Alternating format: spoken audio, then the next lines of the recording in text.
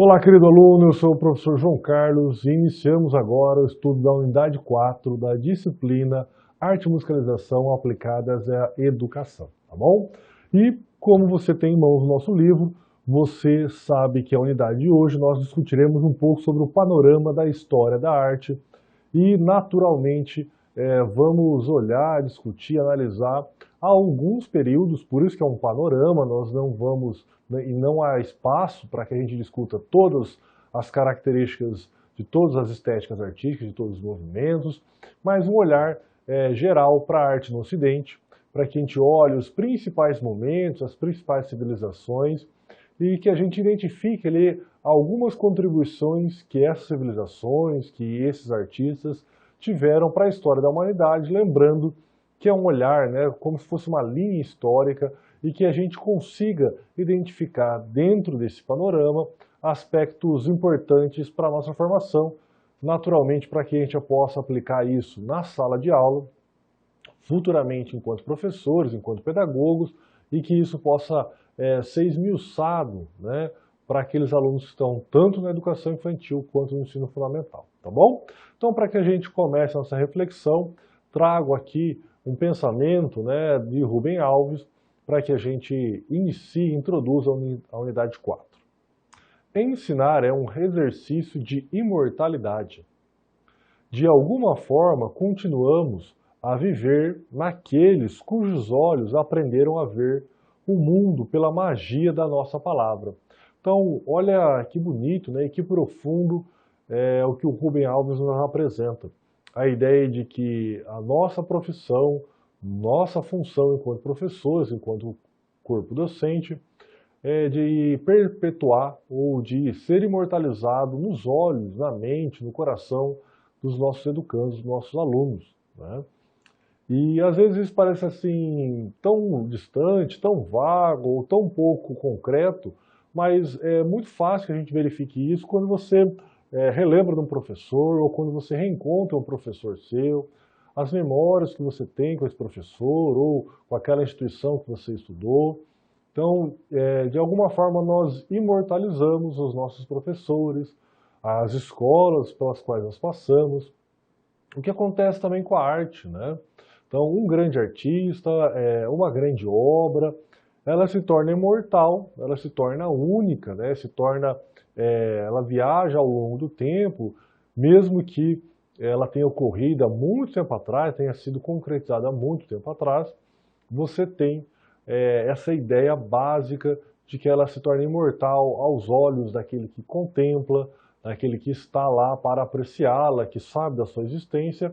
E a docência é um pouco disso, né? Você não só ensinar o conteúdo pelo conteúdo, mas que você faça essa ponte, que você consiga levar, em especial na arte, na musicalização, essa experiência artística, esse ensinamento que a arte nos dá por meio das linguagens artísticas e que isso seja imortalizado como uma experiência significativa na vida do aluno e que ele carregará com certeza para sempre a nossa pessoa, os nossos ensinamentos, aqueles momentos vividos na escola. Bom, então vamos lá. O que é legal que a gente note, e aí eu retomo um pouquinho daquilo que nós discutimos lá na unidade 1, quando nós perguntamos, será que o ser humano tem necessidade de arte? Será que o ser humano precisa da arte para viver? E quando a gente começa a olhar para a pré-história, começa a olhar para o homem, para a mulher primitiva, você nota que mesmo esse ser humano com uma linguagem pouco desenvolvida, com recursos tecnológicos pouco desenvolvidos, né, sem a técnica do fogo, sem a técnica, uma técnica mais elaborada, sem ainda a invenção da roda, você percebe que esse homem primitivo também sente a necessidade de expressar seu sentimento, expressar o seu dia, expressar a sua rotina. Então, quando a gente entende que mesmo esse ser humano primitivo, ainda rudimentar, no seu desenvolvimento do cérebro, da cognição, do raciocínio, já sentia ou já ansiava, mesmo que instintivamente, sem grandes elaborações, esse desejo em falar de si, falar do outro, falar do dia a dia, daquilo que está ao seu redor, você percebe que há em nós um lado artístico. Isso não quer dizer que todos nós seremos grandes artistas, que marcaremos época, que teremos assim, uma função significativa na sociedade enquanto artista. Mas que esse desejo primitivo, né, instintivo, de contar um pouco sobre o que eu estou sentindo, aquilo que eu estou vendo, o que eu enxergo, o que eu gosto e não gosto, é inato ao ser humano. Então eu olho para esse homem primitivo, para esse homem rudimentar, e vejo que ele já tentava, à sua maneira, expressar o seu dia a dia, né? Então é o que nós chamamos de arte na pré-história. Mas como assim? Você vai perceber que com os instrumentos que eles tinham à época, né, que eles conseguiram desenvolver, eles desejavam e fizeram isso. E você tem em várias cavernas, em vários sítios arqueológicos, a demonstração de que eles preponderaram ali e conseguiram mostrar os seus rituais. O ritual da caça, rituais de acasalamento, rituais religiosos, o próprio corpo humano. Claro que você fala assim, professor, mas é tão simples, né? É tão básico o que eles fizeram, mas naturalmente você vai entender que nós estamos voltando aí a 5.000 anos atrás. Você vai entender que nós estamos falando de um homem ainda muito rudimentar, né, que não dominava a técnica do fogo. Então, quando ele começa a ter instrumentos que propiciem ele o entendimento de diferentes sons, diferentes timbres, da possibilidade de usar um recurso que marque a mão dele na caverna, que nós chamamos, né, que era muito comum que eles colocassem a mão assim na parede da caverna e passassem terra no entorno da mão ou assoprassem a terra no entorno da mão para ficar a marca da mão, que a gente chama de mãos em negativo. Tá? Então você tem diversos registros que você tem essas mãos desses homens primitivos marcando. Claro que é uma técnica simples, é uma técnica muito rudimentar, mas que já demonstra para nós essa vontade, esse desejo de representar o corpo, representar a si mesmo de alguma forma nessa localidade. E você vai notar que talvez aquilo que é mais comum, que nós mais encontramos, que é a utilização desses materiais, como argila, como algumas pedras que tinham ali alguma pigmentação, que ficavam marcadas ali na pedra, ou até você batendo na pedra por dentro da caverna e aí lascando ela para que ficasse o contorno de um animal, de um corpo humano. Você percebe naturalmente que o desenho de animais que eram comuns no ambiente deles, a ideia da caça, né, ou algumas estratégias de caça, alguns animais que eram caçados, aparece muito nesses desenhos que nós vamos chamar de pinturas rupestres. Né? E aí vem talvez a pergunta, aquilo que me marca, mas professor, qual é o valor estético disso? Olha, é um valor altíssimo, né? Não é uma arte de grande técnica, mas é de uma sensibilidade para um período em que o homem ainda era muito pouco desenvolvido e que ele conseguiu ali na pouca habilidade que havia ou na pouco entendimento sobre o que era essa vontade, esse instinto de se expressar, ele consegue então, por meio de alguns ossos, né, assoprando esses ossos, percebendo que ele conseguia tirar alguns sons, assoprando determinados ossos que tinham alguns furinhos, alguns sons saíam diferentes, e essa sonoridade começa a fazer parte, então, dessa descoberta. E aí vem, talvez, aquilo que eu comentei com vocês, lá na unidade 1. Eu posso fazer uma proporção, puxa, do que é melhor, uma arte do Renascimento ou uma arte rupestre? Então reparem que o contexto é diferente, o entendimento sobre a arte é diferente, as técnicas são diferentes. Então, as duas obras, tanto a obra do Renascimento como a arte rupestre, elas são fundamentais para a existência do ser humano e para essa cronologia, para essa ideia de que o homem está em constante evolução. Permitindo que a gente entenda que eu não vou, de uma forma teórica, pegar os recursos técnicos do Renascimento e tentar encontrá-los ali na arte rupestre, mas que há um grande valor, um valor assim extremamente significativo nessa produção, por mais que ela apareça ou represente para nós, muito simples, tá? Tecnicamente. Então, o Gombrich diz lá para nós, ó, a explicação mais provável para essas pinturas rupestres ainda é de que se trata das mais antigas relíquias da crença universal no poder produzido pelas imagens. Dito em outras palavras, parece que os caçadores primitivos imaginavam que, se fizessem uma imagem de sua presa e até espicaçassem com suas lanças e machados de pedra, os animais verdadeiros também sucumbiriam ao seu poder. Então, havia essa questão mística, né? Havia essa ideia de que desenho representaria esse poder, essa ânsia para que aquilo se concretizasse, nos dando até um sentido meio cósmico, né? A ideia de que as coisas conspirariam. Então, olha que bonito, é a imagem que você tem aí do slide, ao lado da citação de Gombrich, que é o desenho de um animal. Reparem que as proporções são extremamente simples, né? Você tem ali um corpo muito grande, a cabeça muito pequena, você repara que os animais têm ali chifres, as pernas são muito pequenas em proporção ao corpo, então não há uma perspectiva de profundidade, mas nota-se facilmente essa representação por meio, então, de técnicas, tá bom? Eu trago para vocês algumas imagens para que a gente possa analisar, tá? E claro, se a gente olhar, nós temos aqui no Brasil também alguns sítios arqueológicos importantes, né, que estão sendo preservados e que mostram que nós também tivemos com os nossos nativos, com os nossos homens primitivos aqui no Brasil, a produção dessa arte rupestre.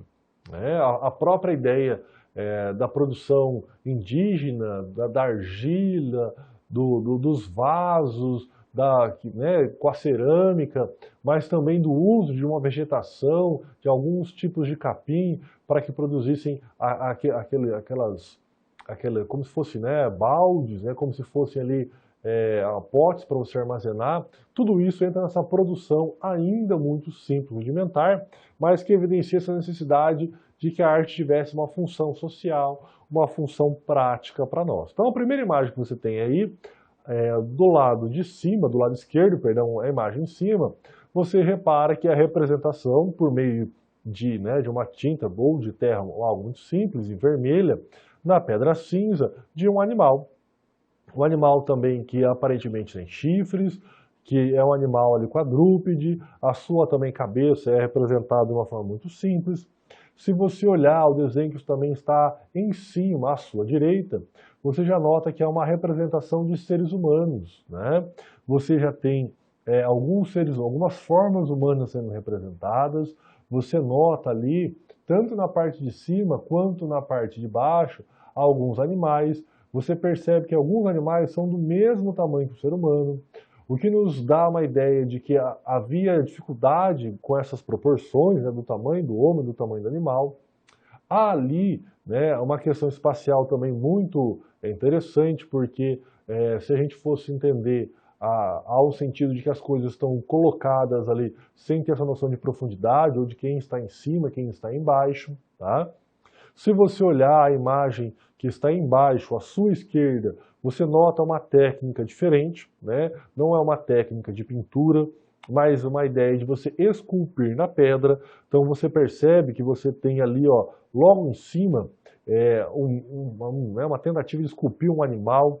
Então o animal também tem chifres, tem 4 patas, tem rabos. Você nota que há ali também, né, como uma espiral, quase ao centro, um outro animal logo embaixo. E a última imagem que nós temos à direita, embaixo, você vê que são as mãos em negativo, aquilo que eu falei para vocês, né? Ou a pintura da mão com alguma terra, com algum tipo de tinta que eles colocavam e marcavam a pedra, ou o contrário, você colocava a mão limpa e aí assoprava, né, a terra, algum pó, para que ficasse escuro no entorno e lá a parte de dentro mostrava. O que a gente percebe? Que é a produção desse tipo de arte, a produção de instrumentos para caça, de instrumentos agrícolas, de instrumentos funcionais para o seu dia a dia. Quando a gente chega mais próximo aqui dos índios, né, da nossa cultura nativa, a ideia dos cocares, do arco e flecha, das pinturas corporais, dos cestos que eles criavam, de toda a cerâmica que foi feita aqui, tá? Entra nesse aspecto da arte nativa, dessa arte rupestre, que traz para nós uma ideia de, muitas vezes, uma arte produzida com uma função ou com uma utilidade prática, um cesto para guardar mantimentos, uma cerâmica, um prato para colocar o alimento, um arco e flecha para caça, ou uma pedra lascada também para caça, o uso de algum instrumento, algum osso para sopro, para demarcar algum ritual que fosse um ritual de caça, né? É interessante a gente notar que, mesmo o homem primitivo não conhecendo a música, ele usava o ritmo para caça, né? Então a ideia de que o ritmo era algo comum ou constantemente usado quando eles iam caçar, para que houvesse uma sincronização dos movimentos e que aquilo ali produzisse efeito, tá bom?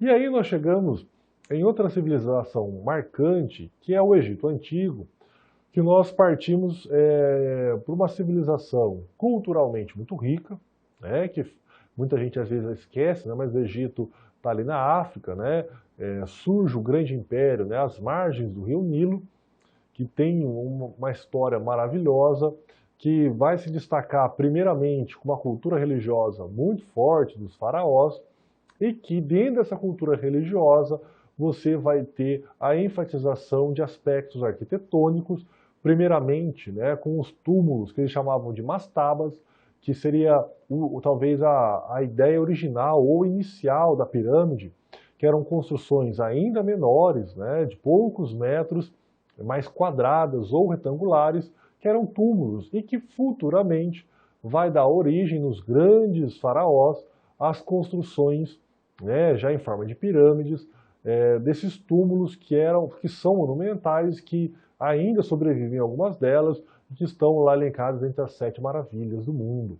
O que nos dá uma ideia é que o Egito Antigo não só tinha uma consciência arquitetônica e, evidentemente, muito dentro da matemática, da produção de obras altas, né? Evidentemente é um custo muito grande dos escravos que estavam ali, desde dessa ideia religiosa, né? que era ali colocar o corpo todo embalsamado, que o corpo depois entraria em outro plano divino, e ali depois ele ressuscitaria, e esses órgãos fariam ali dele de novo um novo homem, uma nova mulher, e aí teriam essa vida continuada, mas uma situação que já mostra para nós uma preocupação com essa beleza, com essa estética.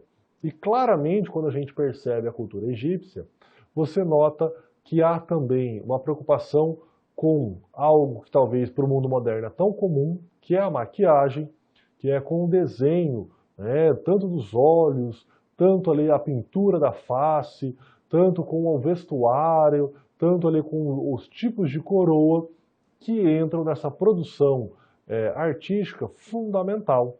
Então, quando você olha, em especial, a imagem que eu trago para você nesse slide, você nota, tá, dentro ali, o interior de uma pirâmide muito bem conservada, você tem não só a escrita egípcia, que foi talvez uma das primeiras que nós tenhamos, né, um registro mais concreto, você vê a utilização de cores e pigmentação forte, com diferenças significativas entre o azul, entre o amarelo, entre o verde, entre o laranjado, entre o marrom, o que era difícil para a época, e naturalmente as construções arquitetônicas bem marcantes. Então, Dusher fala lá para nós, o Egito é um dos mais antigos núcleos da arquitetura. Predominam as linhas horizontais e os telhados são sempre em terraço. Vigor e estabilidade são características principais dessa arquitetura monumental.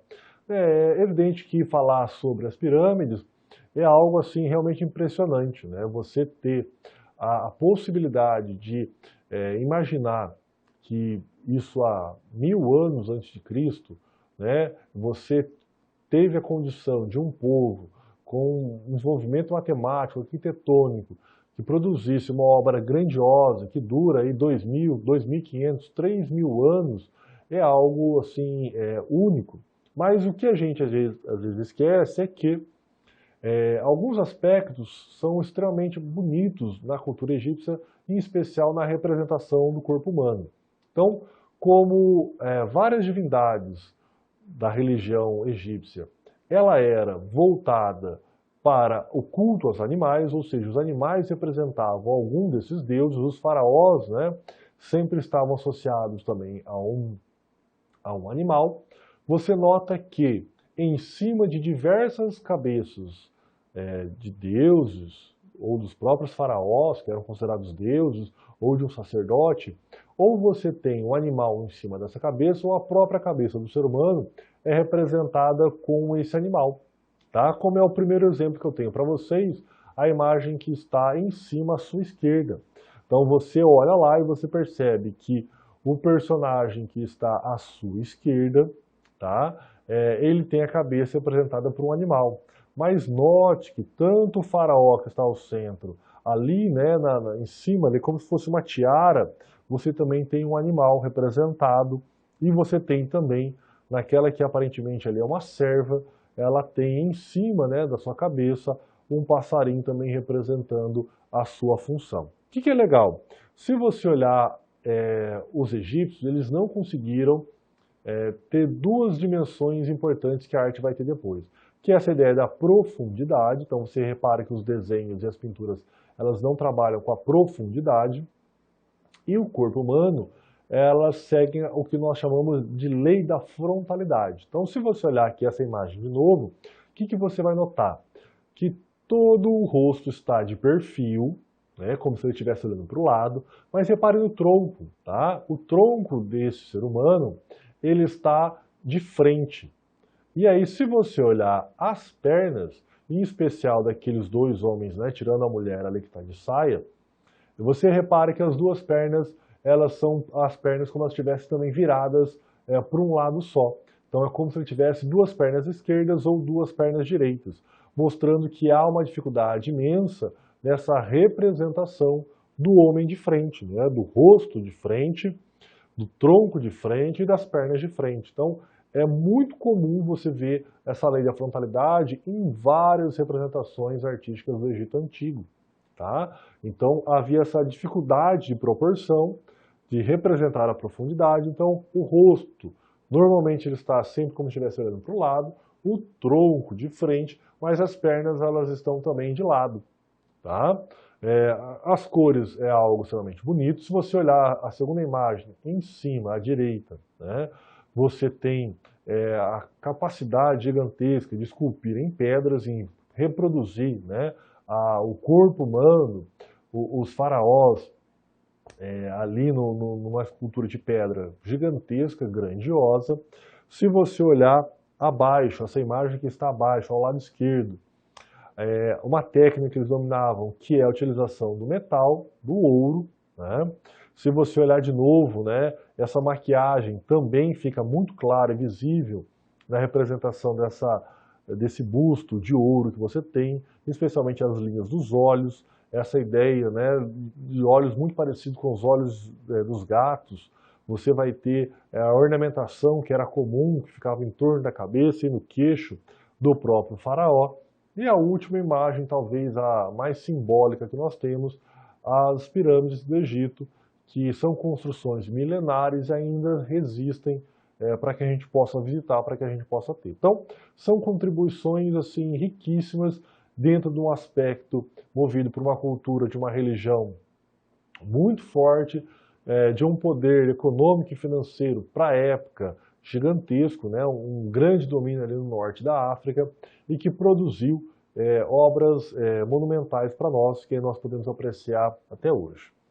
Outra civilização antiga que também tem uma contribuição gigante no mundo ocidental, profunda, é a Grécia. Normalmente a gente discute a produção grega a partir dos seus tratados filosóficos, matemáticos, da sua contribuição teórica para a arte, sobre a filosofia, sobre a sociologia, mas os gregos eles conseguiram aprofundar e trazer algumas técnicas que foram incorporadas também depois pelos povos, né, que dominaram ali a região da Grécia, que são significativas. Então, quando a gente olha para a arquitetura grega, em especial você vai notar que essas linhas retas, que já eram comuns no Egito Antigo, continuam aparecendo, mas em especial a utilização de colunas, né, de sustentação, as colunas jóricas, dônicas, e depois a gente vai ter aquela mais ornamentada e talvez a mais sofisticada das colunas que a gente vai ter nesse período helênico, que vão compor uma marca, né, de toda a construção grega. Você vai ter um aspecto interessante, que em cima dessas colunas, né, sempre uma linha reta, né, marcava, ou a pirâmide, então sempre associada à matemática, aos ângulos, tem uma produção muito significativa, e a utilização de materiais que deram à escultura, em especial do corpo humano, uma expressividade maior e uma ideia de movimento. Então, quando eles começam a utilizar o bronze para produzir essas estátuas, quando eles começam a utilizar o mármore para produzir essas estátuas, eles conquistam e conseguem dar um ar não só de movimento, mas também de uma expressividade maior para o rosto humano apresentado naquelas estátuas, que não foi conseguido nem pelo povo egípcio e muito menos anteriormente numa arte mais primitiva ainda. O que é bacana que a gente olha? Que quando nós voltamos para a história da arte do mundo ocidental, naturalmente nós entendemos que a Grécia faz parte dessa grande conquista, desse grande panteão de inovações que vão romper para nós com essa dificuldade de produzir uma construção artística sólida, não só na parte arquitetônica, mas nessa produção estética, valorizando o corpo humano, a natureza, e algo que harmonizasse com a ocupação da civilização grega, tá bom? Então, se a gente pega ali o que Gombrich diz para nós, a grande evolução da arte grega, a descoberta de formas naturais e do escorço, ocorreu numa época que é certamente o mais assombroso período da história humana. É o período em que a ciência, tal como hoje entendemos o termo, e a filosofia, despertam pela primeira vez entre os homens, né? Então, lembrando que na Grécia Antiga nós temos esse primeiro passo, ou o grande passo, dessa visão antropocêntrica em que o homem se torna o centro de toda a revolução científica, tecnológica, das descobertas, da razão, e que propiciam também para a arte essa inovação, tá bom? Então, trago ali também algumas imagens para que vocês possam ver. Vamos começar aqui com a imagem que está em cima à sua esquerda. Então você tem um templo com as características clássicas de um templo grego, né? Primeiro, as colunas. Repare que em cima das colunas você tem a linha reta e em cima dessa linha reta você tem a forma de um triângulo, tá? O que vai ser também reaproveitado depois pelo Império Romano. Se você olhar ali o Partenon, a imagem que está à sua direita, né, em cima, você nota a mesma característica, né? Claro que é uma obra muito antiga, deteriorada pelo próprio tempo, mas você tem as colunas típicas, colunas gregas, né, que nos davam essa ideia da fortificação, da construção grandiosa, mas que também tivesse essa ideia da sutileza, da leveza, daquilo que é suspenso. Você nota em cima das colunas uma linha reta e, naturalmente, você tinha no tempo, no momento em que aquilo ali estava totalmente íntegro, né, uma forma geométrica por cima disso tudo, tá bom? E olha que bacana, a imagem que você tem à esquerda, tá? É uma imagem, uma escultura feita em bronze. O que você nota nessa imagem, se você olhar bem a imagem que está embaixo à sua esquerda? É a imagem que tem já, a partir desse material de ferro, do bronze, tá, a expressividade do rosto. Você não tem os olhos, mas se você olhar ali em cima, tá, da sobrancelha, você nota que há a ideia das rugas, da testa.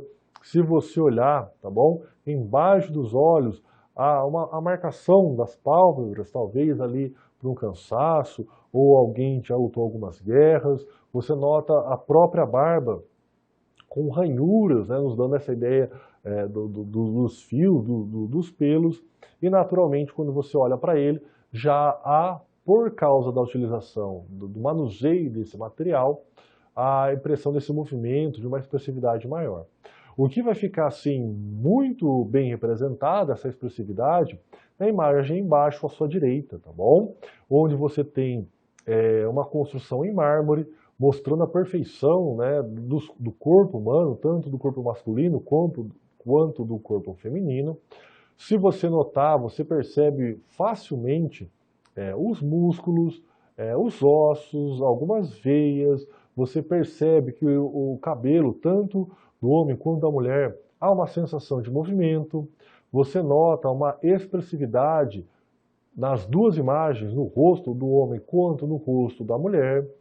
Se você olhar, olha lá os panos que estão cobrindo a parte íntima, né, tanto do homem quanto da mulher, olha como dá uma ideia de movimento, como eles estivessem ali caindo mesmo, né? E claro, estamos falando de uma pedra, né, que foi esculpida em pedra. Então, a conquista por meio da descoberta do material, do manuseio de uma técnica, de uma ferramenta, que você conseguisse traduzir o movimento por meio de todo esse material. E muitas vezes pode ficar difícil a comparação, eu vou voltar para você, só que você perceba. Olha aquela imagem do corpo humano que você tem ali em cima, tá, à direita, feita também esculpida na pedra dos faraós egípcios. Olha como é uma imagem estática, você não tem detalhamento do rosto, você não tem expressividade do rosto, você não tem os músculos definidos, você tem evidentemente ali a silhueta do corpo sentado, mas não chega nem próximo, e gostaria que você olhasse de novo essa imagem que está à sua direita embaixo, da fonte, onde você tem o homem, né, olhando esse olhar do homem para a mulher, a ideia do movimento, a ideia dos músculos, olha a perfeição dos músculos e esse movimento do pano que está cobrindo, né, as partes íntimas e nos dando essa noção de movimento, tá bom?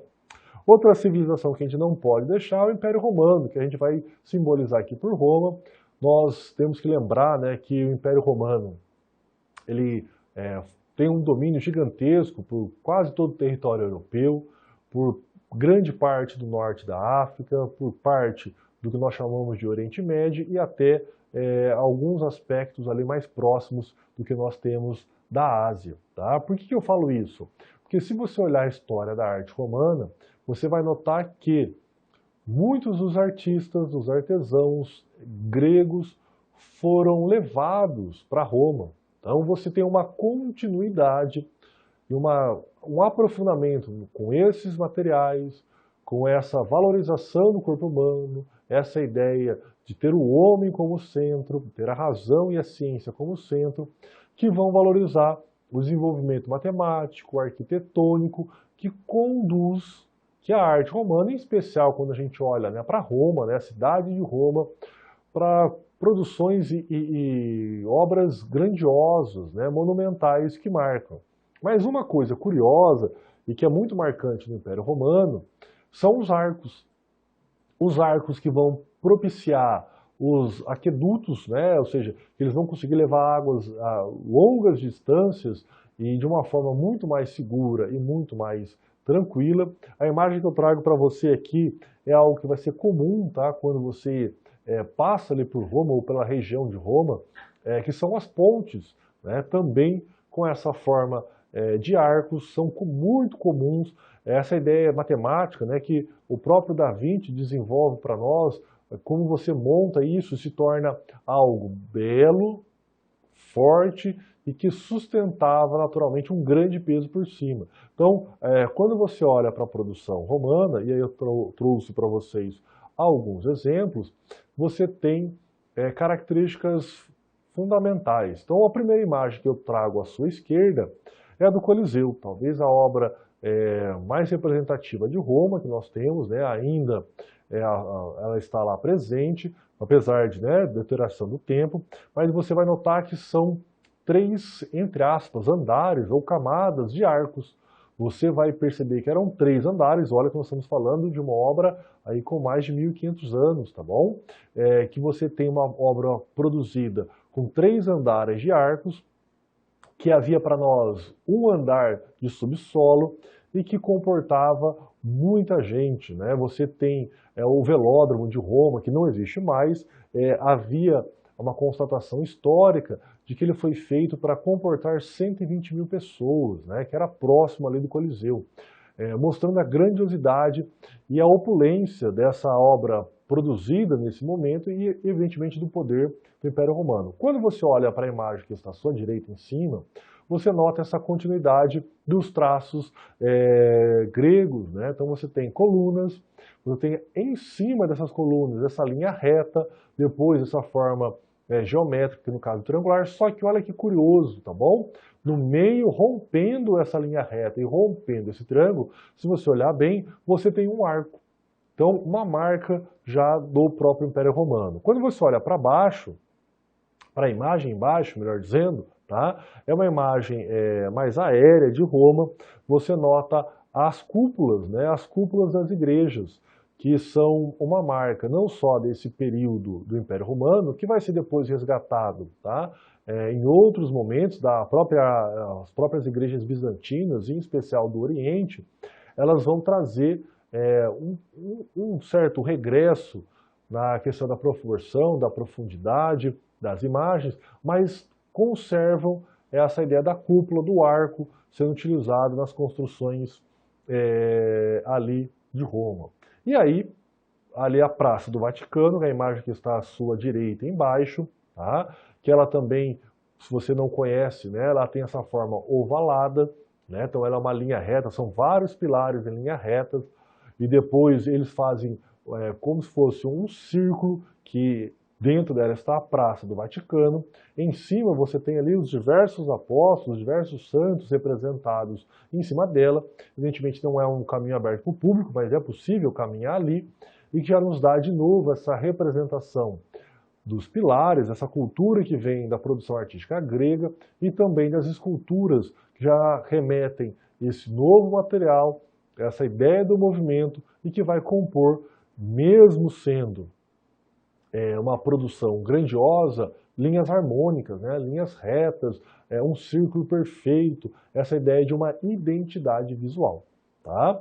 E claro que quando a gente pensa no Império Romano, né, que a gente pensar que em 476 houve a queda do Império Romano do Ocidente, Roma, mas o Império Romano do Oriente, ali em Constantinopla, hoje Istambul, vai cair, vai romper só em 1453. Então é um domínio que fica consagrado ou fica realmente sólido por muitos séculos e que vai reverberar não só na cultura do mundo do Ocidente, mas também no Oriente. O que é legal que a gente note também, a gente vai perceber que quando a gente olha para o norte da África, você tem, em especial ali na Espanha, em especial em Portugal e até na própria Itália e na França, no sul, a invasão dos mouros, né, que vão levar para nós essa cultura muçulmana, dos arabescos, vão levar para nós essa cultura dos entalhes, que onde eles tiveram talvez assim uma continuidade maior,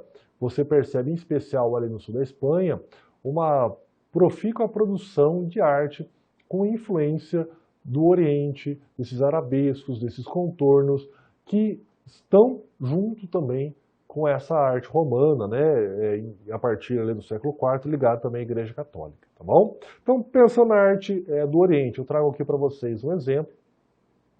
Claro que é muito difícil nós tratarmos de toda a arte do Oriente, porque naturalmente nossa influência sempre parte desses exemplos que nós temos para o Ocidente, mas a arte do Oriente, ela é para nós muito, muito assim, denominada com esse olhar para essa estética do Oriente Médio, tá? Que volta para essa cultura do muçulmano, que volta para essa ideia dos grandes arabescos, as grandes ornamentações que vêm ligados à religião, mas também ligados a um sistema político de muita suntuosidade, que vai ser para nós muito mais requintado no sentido, né, dos detalhes, da ornamentação, que a própria arte do Império Romano, e que é cheia de detalhes e de entalhes que vão ser carregados aos poucos para o Ocidente.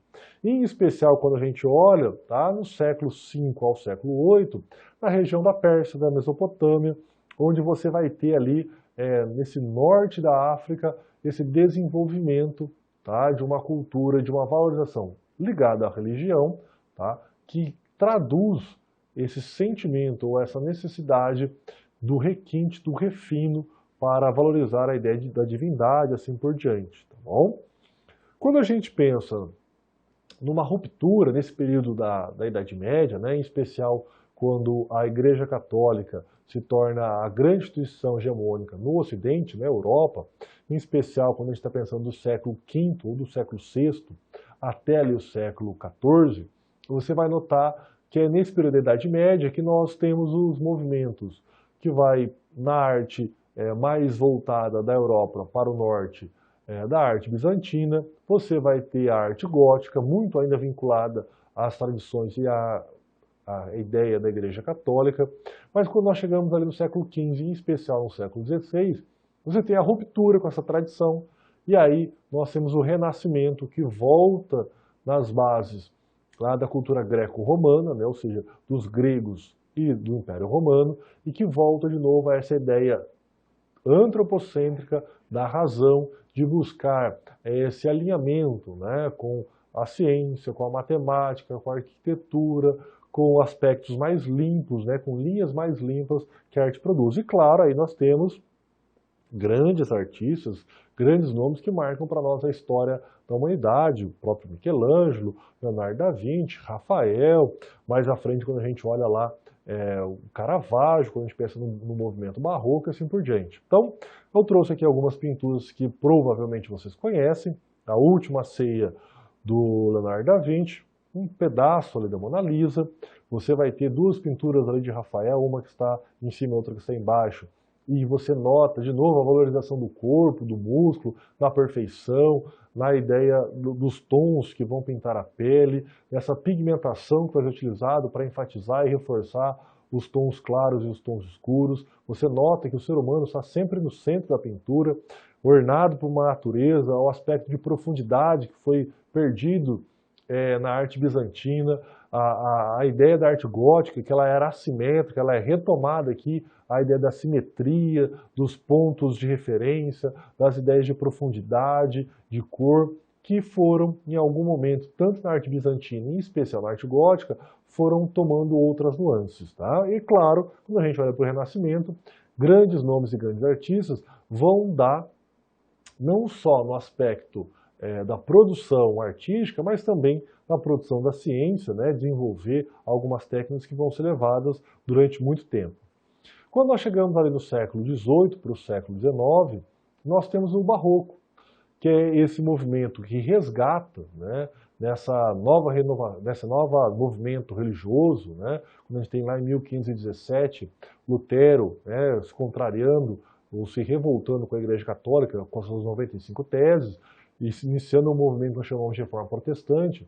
Logo depois, né, em 1535, a Igreja Católica inicia o Concílio de Trento, e começando a Contra-Reforma Católica, e nesse misto, né, de revalorização religiosa, de resgate dessa religião, dessa tensão entre a religião e a razão, nós temos o movimento barroco, que denomina algo irregular, que não é perfeito, que vai tentar trazer essa angústia ou apaziguar essa tensão.